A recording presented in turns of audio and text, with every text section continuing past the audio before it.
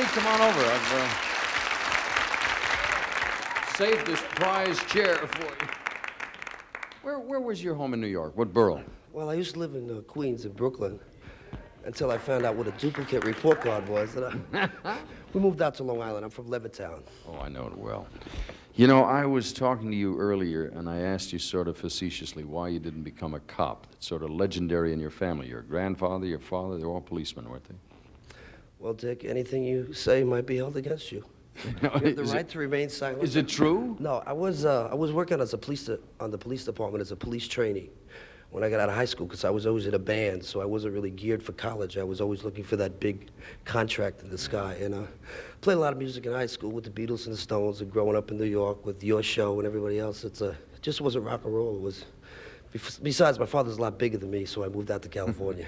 Why do you think you didn't pursue that career and went into the music thing?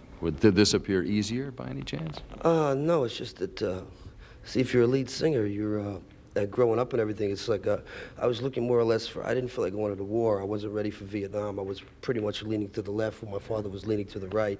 And my brother was in Vietnam, and the whole thing was just kind of I wouldn't say it's a goof because it's a really dangerous job and it's hard, but I never really pictured myself in a uniform for 20 years, bringing home the paper and a quart of milk. You know, I thought it was all temporary. You know. Why the West and the East then? You could have done this in the East.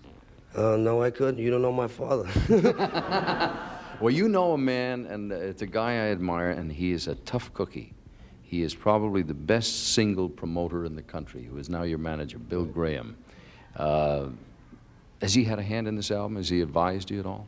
He leaves the music to me. He really does. He's a very professional man. I'm very proud to be working with him. It's an honor and it's a privilege. He scared me to death for the first year. I didn't talk to him at all. It's just like, well, he's a legend himself. He is a man who, if an act doesn't behave, he just chucks him out of the joint. He doesn't care whether he's ever going to work with him again. I love what he does. He chucked me out a couple of times before he signed me.